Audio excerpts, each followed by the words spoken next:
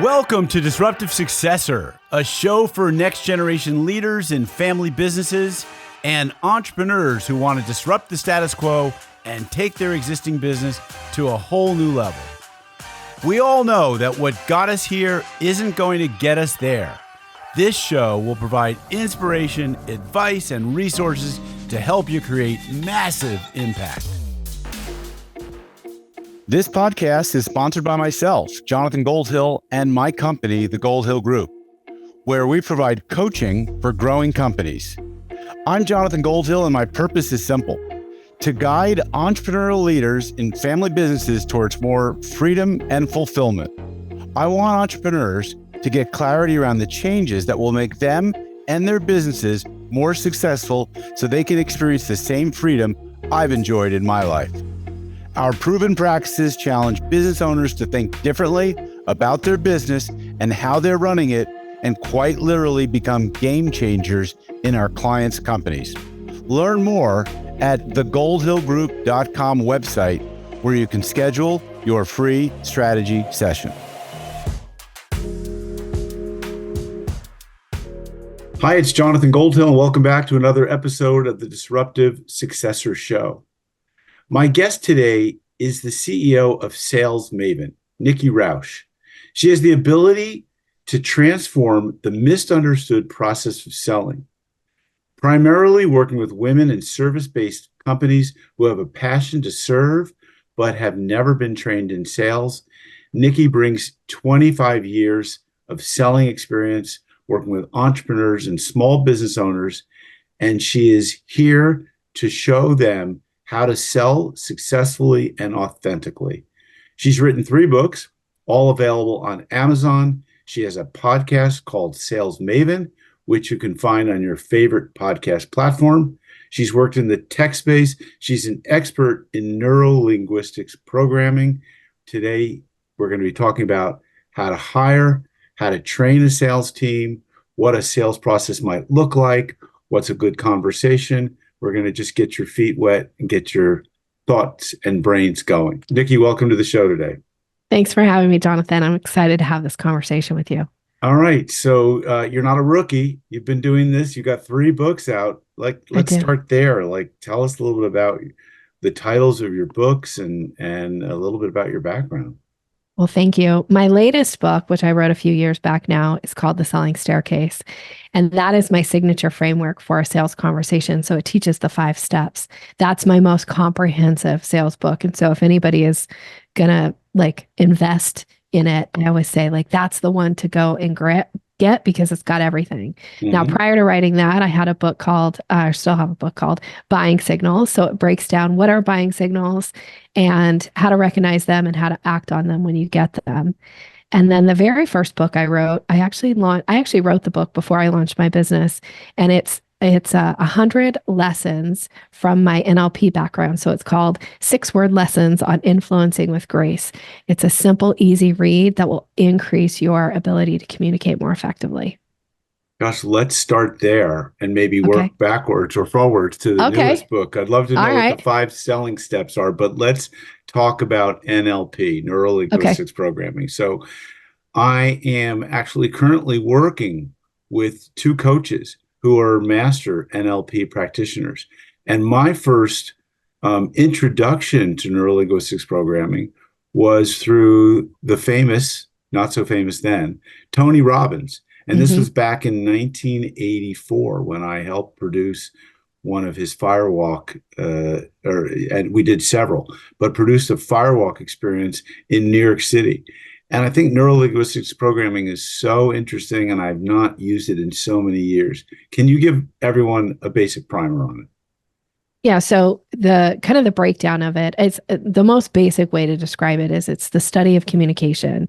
So neuro is how we process information in our brain. So that's the neuro piece of it. Linguistics is language. So how you speak to others, how others speak to you, any kind of internal dialogue you've got going on, that kind of all encompasses the linguistics piece of it. And then programming is about habits and patterns. And when you can recognize how you're showing up in conversations, how you're showing up when you engage with another human, and you can recognize how they're showing up, it teaches you how to add flexibility to your behavior. So one of my all-time favorite quotes is, "Blessed are the flexible, for they shall not be bent out of shape." And I truly believe that NLP teaches you how to have flexibility to your behavior to put the other person at ease in a conversation. So the conversation is easier, it flows better.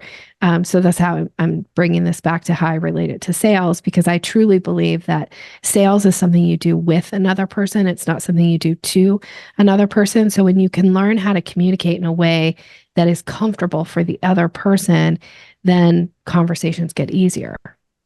So some of the basics, I'm sure we can just share a few. Yeah. I remember mirroring and matching. So Yes. if a person's folding their arms or folding or crossing their legs, or some kind of physical pattern like that, that you would match that behavior. It helps them and you to feel like you're in rapport with one another. Yeah, it gets you in sync with the other person. So matching and mirroring is a really powerful technique. I will say that the one that I tend to fall back and use more than the body language piece, which is super important, is I tend to pay more attention to rate of speech, because we all have our kind of natural rate of speech. And so if you think about where you would fall on a spectrum, from like somebody who talks really slow, who really is thoughtful and they take their time, and then up the scale to somebody who talks really, really fast. A lot of times they don't even take breaths between sentences, that, like they think fast and it comes out fast when they're speaking. When you put people that are kind of on opposite sides of a spectrum in a conversation, it can be very difficult to be in conversation with somebody like that, especially if you're somebody who has a slower rate of speech. Oftentimes what happens is somebody with a faster rate will interrupt you. They'll step on what you're saying. You don't get to actually finish a thought. That can be a huge rapport breaker. And then on the flip side, if you're somebody who has a fast rate of speech and you are talking to somebody who's a slower kind of speaker, it can be hard for you to stay in that conversation, to stay focused. So I always teach people, adjust your rate of speech. You don't have to match 100%, right? Like if you're a 3 on a scale and you meet somebody who's like an 8, that's unrealistic to think that you can get to an 8. But if you're willing to bump up to about a 5 even, that person, what will happen, will naturally start to slow down a little bit. And eventually you guys will kind of find a rhythm in that conversation. And so when you're willing to make adjustments like that for the other person, so again, I'm approaching this from a sales perspective of how to make it easier for people to be in conversation with you, they will be more open to hearing your message when you have a similar rate of speech to them. They'll be more open to sharing how to earn their business. And so just kind of to build off this just a little bit more, is that when you meet somebody who feels familiar to you, they feel like, oh, we have a lot of things in common. This person's easy to talk to. One of the things that people often don't recognize, but yet is true, is, and you tell me, Jonathan, but when you meet somebody who you just instantly feel that connection, they're easy to talk to, and you think that person's like me, like we're similar, you also think people who are like you are smart. I think that's true. Yeah. Yeah. Because you're smart. So when Right. somebody's like you and you're like, this person's like me, they think like me, they kind of talk like me, this person's smart. Right. So when you can send that message to the other person, I'm willing to adjust to you. I'm willing to kind of meet you where you are. The conversation gets easier. Boy, my head is spinning with so many thoughts because you Okay. sped up the way you were speaking and you spoke with certainty about it. And I'm that first person that you described as more thoughtful, more deliberate, more slower with my words. And, I'm just going to digress for just a moment. This has nothing to do with sales, although I was being sold. And I was being sold by a famous guy. His name is Scott Galloway. Prof G, you might know him. Mm. And he was on a podcast of someone that I know, the Rich Roll podcast. And he was speaking about male masculinity and about statistics. And if you know Prof G, Scott Galloway can cite statistics like they'll rattle off his brain, and he is speaking with absolute certainty. And when I shared with a friend just this morning, I said, you got to hear this guy's podcast. And I described a few of the things that he was saying. And my friend said, I don't agree with any of that stuff. I thought to myself, this is so funny because Scott comes across as sounding so smart and speaks with such speed and with such certainty that anyone who's like just impressed by how smart he is going to go, he's genius without Yeah. really questioning. And so I've noticed there are sometimes people, I've noticed particularly with women, who speak much faster than I do and in a domain that I know nothing about. So let's say I know someone who sells in the fashion space and sells to customers and speaks really quickly. And it's just, some of it is about, who was wearing what at such and such famous type of, at the Met Gala or something like famous like that. And I don't have any relational understanding there. So I just seem dumb or stupefied. I can't imagine interjecting myself with this person and getting on the same par. But what you've said makes so much sense, Nikki, that if you can, and I, as you notice, I'm speaking faster in this little segment right here. You are. And so that makes the other person and the two people relatable to each other. So this was really helpful, I think. And I think that you have to look at sales as not just converting a prospect to a customer, but if you're a leader in a family business trying to communicate maybe to another family member, to another leader, another manager, an employee, you have to use some of these same techniques that you were and probably taught and shared in your book. Mm-hmm. Yeah, absolutely you do. And in my book, 6-Word Lessons on Influencing with Grace, I actually break it into different types of categories of people. Are you speaking to your romantic partner? Are you speaking to a family member? Are you speaking to a customer? And the thing is the techniques work across the board. They really do. And, I started studying neuro-linguistic programming because I thought, it'll raise my sales game. It'll put me at a different level. I'll have some techniques and strategies that, most people don't ever think about investing in when it comes to sales. And it certainly did all of that. But what it really did from all of my years of studying neuro-linguistic programming is it made me a better communicator. And when I became a better communicator, the relationships in my life improved overall. All of a sudden, people who maybe even family members that I sometimes struggled to be in conversation with found that we could connect on a deeper level because I was willing to make some adjustments to my style, how I would show up in a conversation, the questions that I would ask, the way I would frame something. I'd pay attention to the words that they use. All of these things allowed for me to be a better communicator, and ultimately it improved all the relationships in my life overall.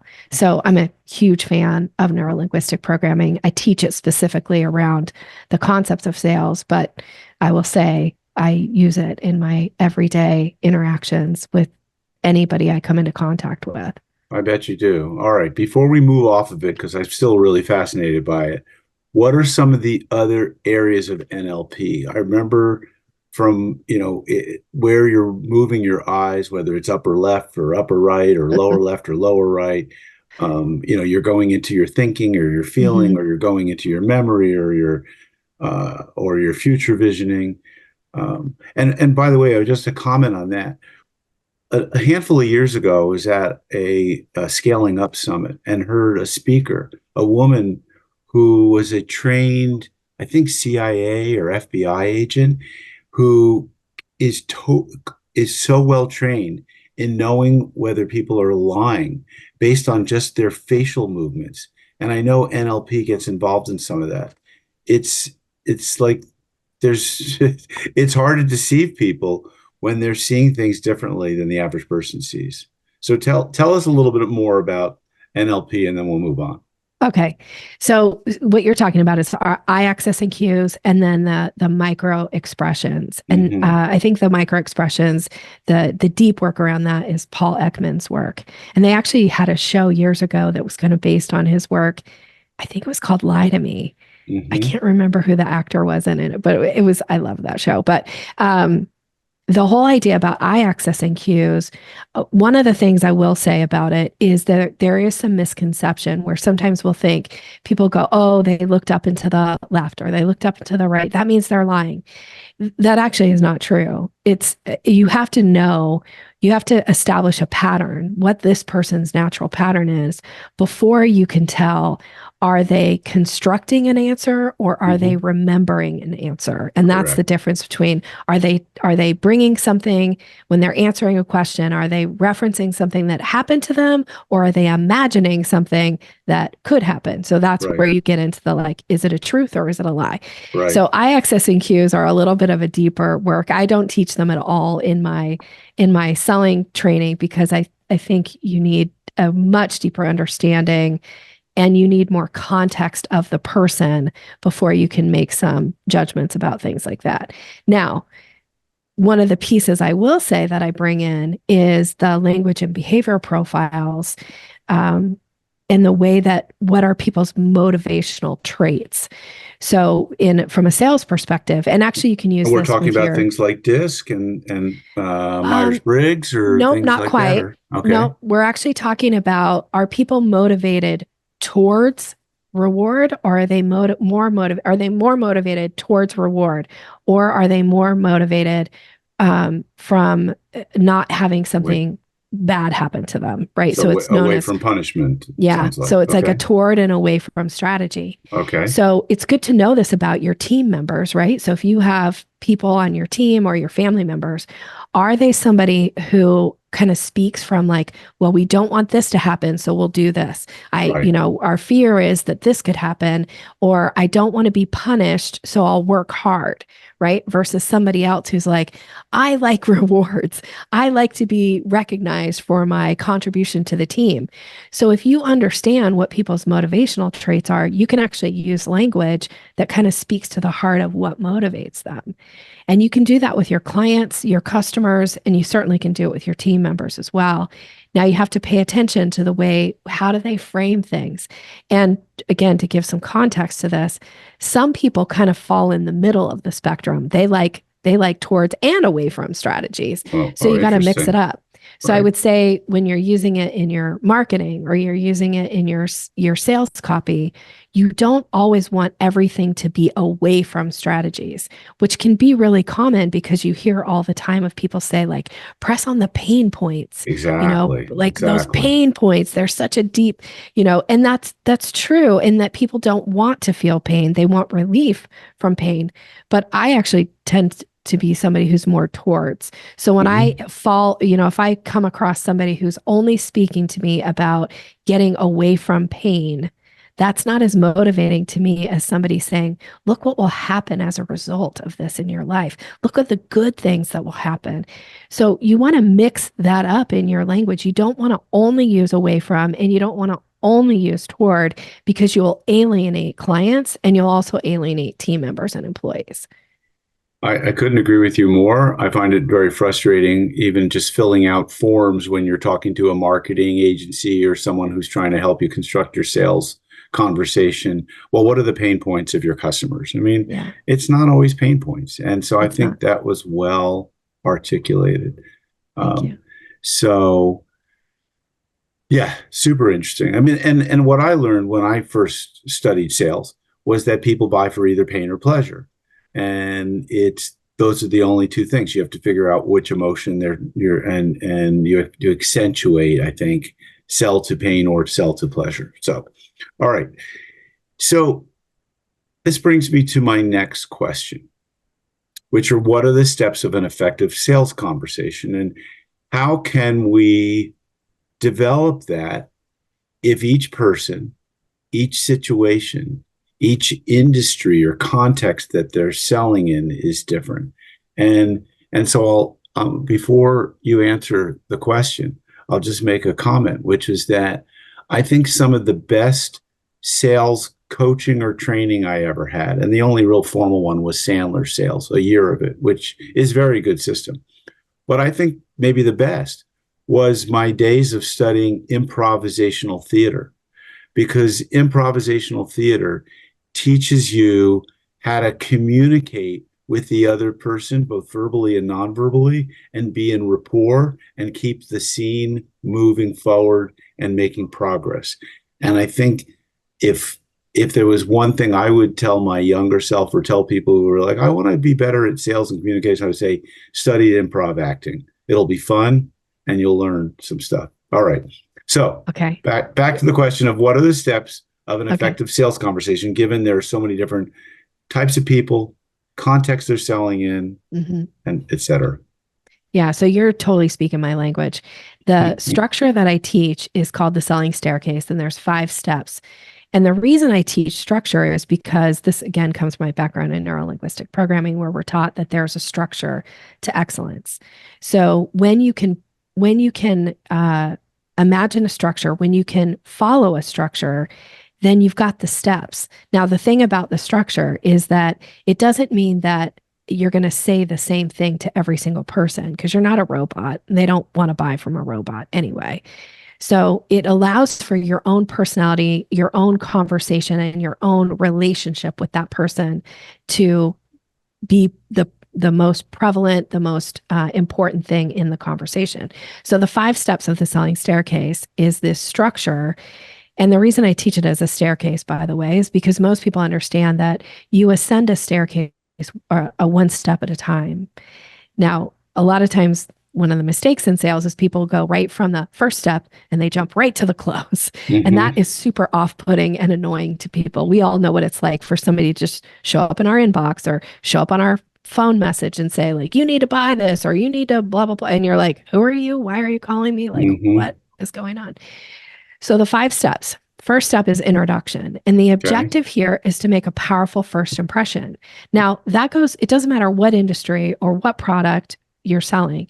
If you're not able to make a powerful, positive first impression, you have a really hard time of ever getting to step 2 and certainly never getting to step 5, because they're not interested in who you are. You didn't establish yourself in a way. And again, we all get emails all day long in our inbox from people that you're like, I actually physically gag sometimes with some of these messages that people send. They're so off-putting. They're so confrontational. They're like that's a terrible first impression. The first thing you say to me is you insult me. Like, no, thanks. Delete. Right. So can you make a powerful first impression? And that can be done through your website. That can be done through your marketing. That's done in how you show up in conversations with people. The second step, can we just pause there for a second? Yes, because of course. Depending upon who the audience that you're communicating to, as I'm thinking about making a powerful first impression, if I'm speaking to someone who has a lot of knowledge around the type of service, for instance, that I'm offering, I'm going to have to go a lot deeper, and I'm going to have to maybe sprinkle or drop something in there that relates to that they can relate to and that impresses them. And that's going to be very different than someone who, for instance, doesn't have any baseline understanding of what I do. And I think that goes for anyone who's selling an intangible like you and I are, right? Someone comes to you, they know nothing about what you do. You might start with the basics. It might just be a conversation like we're having here. Just, here's a little bit about sales and selling and my background, and versus someone is like, well, I want to go deep in step 3. I already read your book and I really want to understand exactly, because I have a lot of questions around step 3.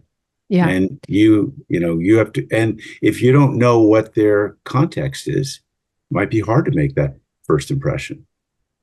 Well, I will say that I teach this 5 steps so that people have a structure, and you don't get to skip steps as the seller in the conversation. However, if the client shows up and they're already on step 3, you don't say like, hey, slow your roll. You got to come back down the staircase. Of course, we got to start back down here. You start where they are and then you go from there. Right. Now, if you're not sure what's important or what their base level of knowledge is, here's the most important thing that you should be able to do in sales is you should be able to ask really smart questions. Exactly. So you ask a question, you find out would you be willing to share? What do you already know about my product or service?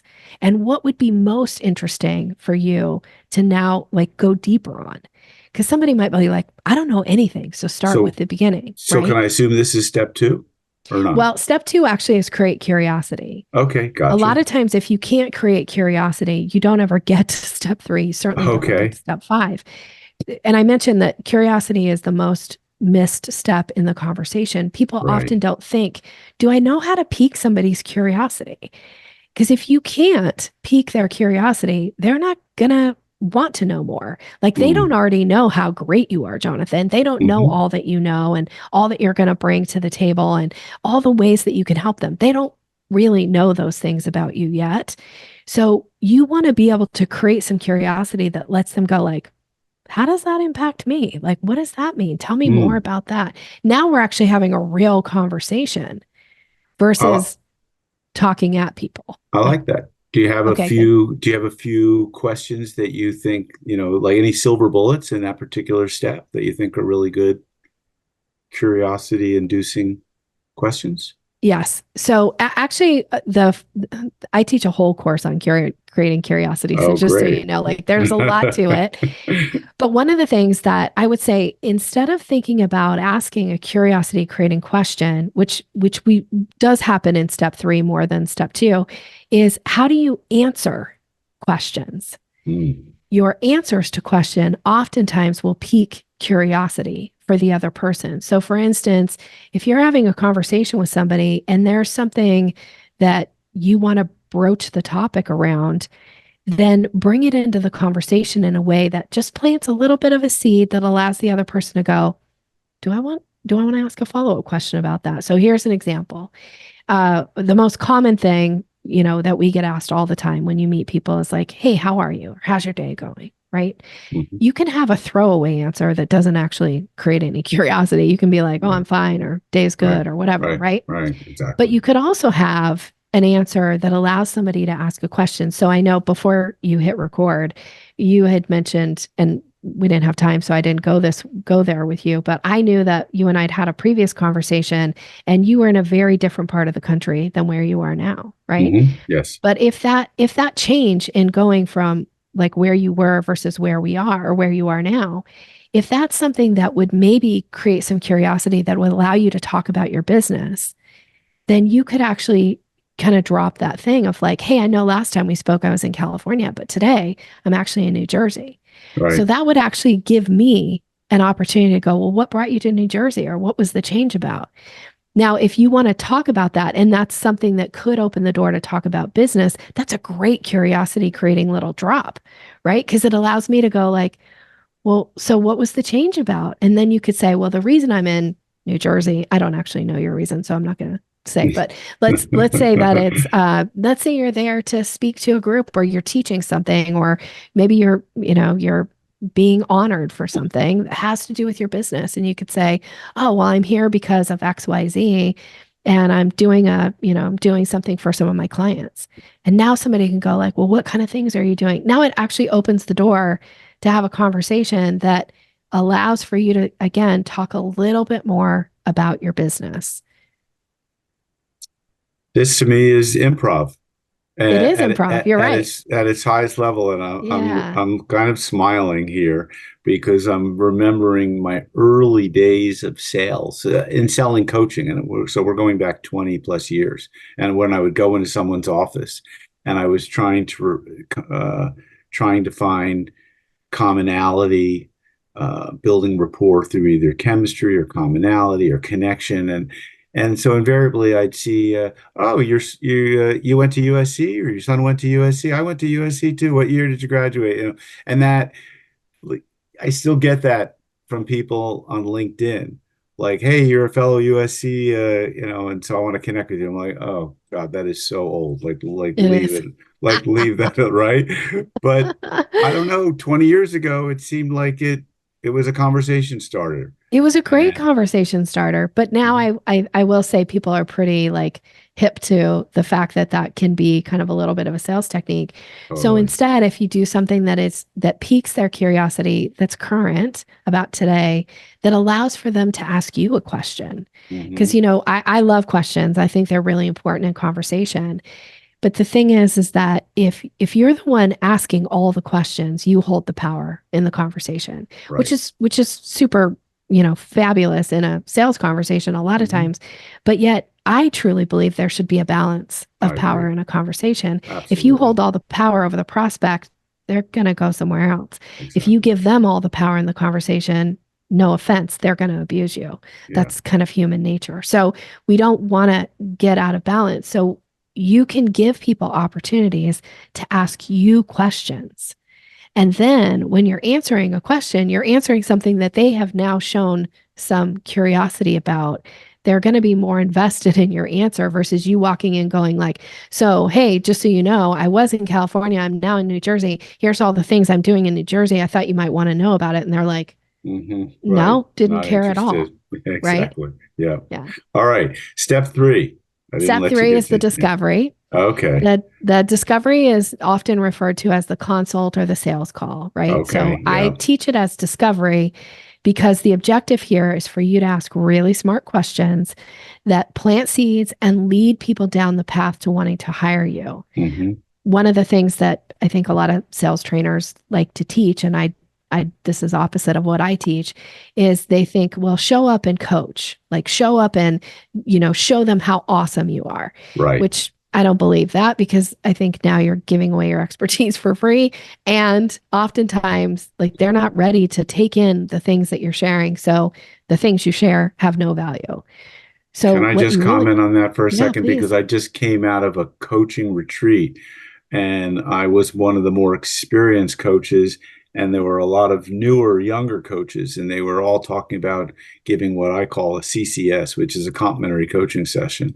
Yeah. And I just thought to myself, gee, I don't really do that anymore. Do I need to get back to basics? I don't feel that the people that I'm talking to are needing to have that experience. They need to have a little bit of a taste, a little bit of an experience of some of the questions, but they have a lot of questions around, what's the process going to look like? How is this going to work for me? What might be the outcomes be? Say more about this. Yeah. So I think the difference between you giving a free coaching session to somebody that, again, has no value, they didn't pay for it, they're not invested in it, chances of them actually taking your advice are like slim to none, because when you pay attention. They didn't pay, so they're not going to pay attention. The idea, though, is you can definitely plant seeds about your expertise that allow them to go like, oh, Jonathan is asking me such great questions. I don't know the answers to these, or I feel like I need some deeper knowledge here. And because he's asking me these questions, he's probably the guy who can help me with this. So just to give you an example, kind of going back to something I've already touched on, one of the questions that I ask in my discovery calls is, do you know how to create curiosity when you're talking about your products or service? Now, guess why I ask that question? Because I teach that. Right. And most people don't know how to create curiosity when they're talking about their products and service. So it already plants the seed. If they're like, curiosity, what do you mean about that? Or like, I don't think I'm very good at that, Nikki. Well, that's already an indicator of a place where I can come in and offer them something of true value that is going to move the needle in their business. So if you can form questions, so instead of telling people how awesome you are, take the things that you're really awesome at and form them into a question. And ask the question of the person that lets them go like, dang, Jonathan, I never even thought to even I didn't even know that's something I should be thinking about with my business. But because you're asking me this question, I probably need some help with that. Amazing. All right. Step 4, and then you'll take us to step 5. That's right. Step 4 and 5 go really close together. So I'll wrap these together. Step 4 is proposal. Okay. And the objective here is to stand in your place of power and authority and recommend what you know this client needs, not what you think they can afford, not what you think they'll pay you. Recommend what they need based on the information that you gathered in the discovery call or the portion of that call. And then once you've made that recommendation, you have to follow it up with close language. This is the second most misstep in the sales conversation, because a lot of times people make a recommendation and then they'll just like hang out and they'll wait for the client to do something. No, Your job is to guide that conversation, and your job is to make it easy for people to make a decision to hire you or not. And the way that you help them make a decision is you ask a pretty direct question. So again, proposal and close together, I might say to you, based on what you've shared, Jonathan, I do see a way that we could work together. Would you be interested in hearing more about that? Then you're probably going to say yes. Then I'm going to say my recommendation for you would be for us to do some one-on-one work together. We'd bring your team in. We would train your team along with that. I have a package for that. This is what it is. Does that sound like something you'd like to move forward with? That's me closing. Mm-hmm. Now, it doesn't mean you're going to say yes. It might mean you go, well, I have some questions. It might mean that you say, I have an objection to this. That's not what I was looking to spend, right? But if I never get to the close, I never know what you're going to say. And you don't usually either until I ask. Right. Makes sense. I'm just reflecting on a call I just had. And yeah, sometimes, I always find that despite having had a fair amount of sales training and quite a lot of experience, that you can always improve. Yeah. And the thing about selling to me is probably just a lot like marketing or leadership or finance. It's stuff and you do stuff, and then you have to relearn because it's changed and because maybe you forgot what you knew. Yeah. And maybe you've developed some bad habits, or you don't even recognize the things that you're doing. I find that sales requires constant and continual improvement, and that seems hard to me and probably to a lot of other people. Well, I mean, like anything, you get to a new level, right? Of like you've attained some new level in your awareness, mm-hmm. in your life or your business. And then there will be new challenges. There will be new opportunities. So it's always good to go back to basics and refresh yourself from time to time. Just like some of us read, we read our favorite book or our favorite passage or whatever it is. We read it multiple times. And even though sometimes you might even memorize something where you're like, it's so ingrained in my head. And then time goes by and you go, hey, what was that quote? What was that passage? Like, okay, now I got to refresh it a little bit. So sometimes just giving yourself a little refresher is nice. Yeah. And I'm a lifelong learner. I will say I'm committed to my own personal and professional development. We have to. I'm always learning. Coaches. Yeah. And sometimes I'm focused in one particular area that I'm learning. Like leadership has been a big focus for me. I'm not a natural born leader. I didn't start my business with this idea. I don't know, but I'm definitely not. Are there natural, when you came out of your mom's womb, did she look at Nikki? She is a natural born salesperson. I mean, no. Is there such a thing? I think people have maybe the ability to communicate better, and they are more easily able to communicate, right? I mean, I used to say the joke about accountants or CPAs was, the one with a personality because he's looking at your shoes when he's talking to you, not his own. I mean, that's a cruel joke, but that's hilarious. Yeah, I mean, certain people are just not going to be good at communicating, and so, but I think all of these are learned skills, and I mean, it's just reflecting on this phone call, on this podcast. I mean, I remember because I think head trash is a really big area that all sales coaches and trainers need to work with their clients on. That everyone's got some amount of head trash, and head trash to me is just limiting beliefs about what you can or cannot sell. And I just, as I'm on this podcast today, 2024, I can remember probably back to 2014, 10 years ago, where I believed that I could only sell something over the phone that was $1,000 or less a month. That was it. And here I have been for several years selling programs $5,000, $7,500, $10,000 a month over the phone. What changed? And then does that mean that I abandoned the basic sales that when I was selling smaller companies, smaller amounts? And I think the sales conversation has to get more complex and more robust to sell $100,000 something over the phone versus $1,000 or $10,000 something. Yeah. But it's just really interesting. You've been in this game for so long. You've seen it change a lot, haven't you? I have. Yeah, for sure. I mean, I came from tech. I think you mentioned that at the beginning. So Mm-hmm. I came from a very male dominated industry. And I was oftentimes, in the last 10 years of my career as a professional salesperson, I only worked with another female sales rep one time, and it was for less than a year.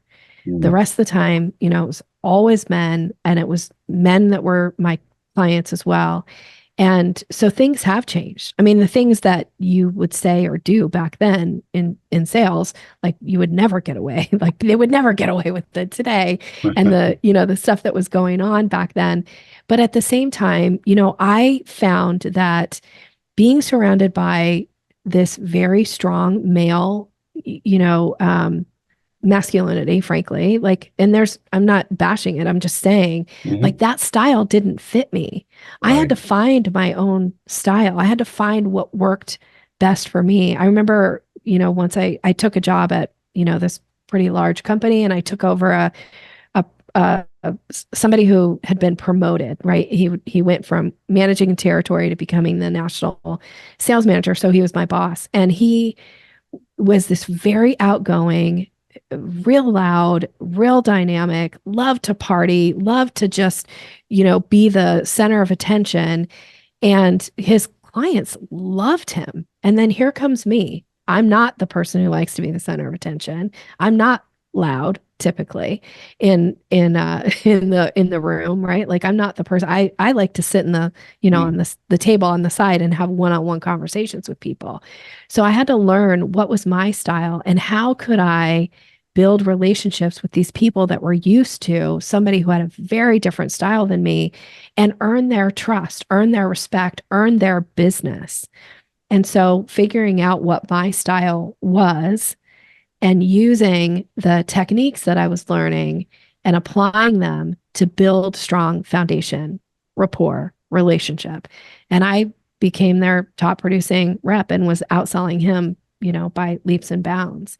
And, you have to find your own style, but you have to learn too. Like it doesn't, like you said, you corrected here, like it doesn't come natural. I wasn't a natural born Right. salesperson. Right. I had to learn what worked. And, believe me, I have plenty of stories where I fell flat on my face. That's, for sure.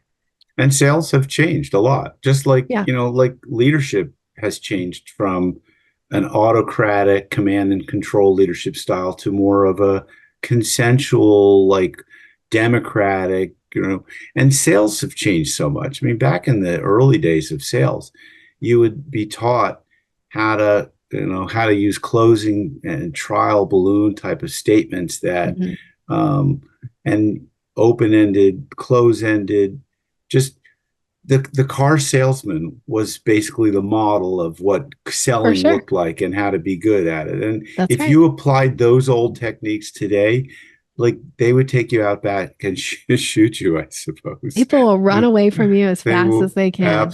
absolutely. So Yeah. things evolve, Yeah. and look, this has been a really interesting conversation, and so you found your niche, which is primarily women in service-based businesses, and that's completely far away from tech and male dominated. That's right. So, kudos to you. So I think this is one of the funniest questions I've ever asked a guest before. Okay. And I'm going to ask you this because you know what the question is what's the difference between using a cat calling and a dog calling technique to create curiosity? Okay. I So should I have do know asked it the answer. earlier, I but do know the answer because, okay, so I do teach this mhm. is when you think about those of you who are listening, and Jonathan, you tell me if you're a dog lover or a cat lover, right? Dog lover, he's right Okay. here by my side Okay. waiting for dinner. We'll see if I try not to get something going here. But if you want to get your dog's attention, a lot of times you change your demeanor, right? You change Hmm. your voice. You do these things where you're like, oh, come here, boy, come here, right? I'm trying not to Yeah. say it too excited because I don't want to rile your dog up. It's okay. I actually You have can't hear people. you. Okay, It's good. only in Because my I have ears. people. Oh, that's true. I have people all the time that are like, my dog comes when they listen to you talk about creating curiosity. They get I so bet. excited. Right. So this idea of showing up with what I call dog calling energy can Mm-hmm. sometimes come across in the salesperson who's really excited about this opportunity. They know they can help the person they're going to talk to, but they Mm-hmm. show up with this like dog calling, like, oh my gosh, I'm so excited to chat with you. Like I've been waiting to, get in front of you and put this thing. And people go like, ooh, they push away. They're like, oh, too much, too strong, right? Right. So Right. we don't want to come off with dog calling energy Right. in our conversations. So the flip side of this is the cat calling, right? And Mm. you can't call a cat the way you It call a does. dog. No, it's very They're not going to come that way. Yeah, it's a maybe little bit you like, get the. I'm here, like, I'm kitty, not that interested kitty. in you, but if you were interested in me, I have something for you. That's right. Like, here, kitty, kitty. So Right. you want to think about, can you approach it from this idea of like, can you pique the interest? Can you get somebody going like, what? Like a cat they might not even come if you call them. They might look at you like, what? And sometimes that's all you're going to get from a prospective client in the beginning is like, who are you? What? As long Mm-hmm. as you've got something, now it gives you the opportunity to bring in some of these ideas that I mentioned earlier about, can you say something that allows somebody to ask you a follow-up question that piques their curiosity? Now, sometimes you can do this through questions. For instance, you could say, let's say you're talking to an existing client and you want to maybe put an opportunity or kind of a next step in front of them. One of the things you could say to them is, I've been thinking a lot about you since our last conversation, and I have an idea for you, but I'm wondering if you'd be open to even chatting about it. And if so, maybe we could talk about it at the end of our session. Who's going to Mm. say no to that? They're going to be like, Mm-hmm. what were you thinking about me? Tell me more. Right. Right. So Exactly. you plant that little seed. So then they're like, now, before we, end our session today, you had mentioned you had a thought for me. You had an idea. What was that? Now they're asking, they want to know. And now you can put whatever it is in front of them. I was thinking about one of the things we've never done in your business is we've never tackled X, Y, and Z. That's something we could do together. Does that sound like something you'd be interested in kind of exploring? Right now you're just planting these seeds, creating this curiosity. So it's a little bit of here, kitty, kitty. We Mm. want them to want to know more. I like that. Very fun. And so, if anyone was wondering at all what I'm doing in New Jersey, Well, I am. I am living the life of a coach who is bi-coastal, able to live in New York and Los Angeles and split my time between the two. And I'm actually in New Jersey because my two very close friends live here, and I'm here for a few days before I head out to the beach communities of the famous Hamptons, where I'll be for most of the summer. So it's quite a life, and I wouldn't trade places with anyone for it. Well, congratulations, Something and that's else. fantastic. Thanks. Well, Thank you for I sharing. hear Boise, Idaho is pretty fabulous. Seems to be a lot of people are moving there. That's Bozeman, true. Montana, and other places. It's God's country, I think is usually how it's referred to. It's very beautiful here. We have the Boise River. You can't beat it. You've Mm, got, green belt, 27 miles of green belt. It's fantastic. yeah, I bet. And long winters, but if you enjoy being in the snow, certainly good winters. That's true. That's true. Yeah. I love the snow, so I get really excited when it snows here. I bet. Well, I love the snow too, but I don't see any of it in Los Angeles. No, Nikki, it's been a pleasure having you on the show, folks. If you're interested in Nikki's work, Nikki, what are the names of the three books? They might be a good place for them to start to thank you for understand. asking that. Yeah, The Selling Staircase, right. that's the first one, Buying Signals, Hmm. and then 6 word lessons on influencing with grace. Awesome. And it's Nikki, Nikki, Yep. Rausch, Rausch. And Nikki, it was a pleasure having you on the show. Folks, you know the drill. If you got some good value from this, please share it with others. Give us a good rating on your podcast listening application of choice, and stay tuned for future episodes of the Disruptive Successor Show. This podcast is sponsored by myself, Jonathan Goldhill, and my company, the Goldhill Group, where we provide coaching for growing companies. I'm Jonathan Goldhill, and my purpose is simple: to guide entrepreneurial leaders in family businesses towards more freedom and fulfillment. I want entrepreneurs to get clarity around the changes that will make them and their businesses more successful so they can experience the same freedom I've enjoyed in my life. Our proven practices challenge business owners to think differently about their business and how they're running it, and quite literally become game changers in our clients' companies. Learn more at thegoldhillgroup.com website, where you can schedule your free strategy session.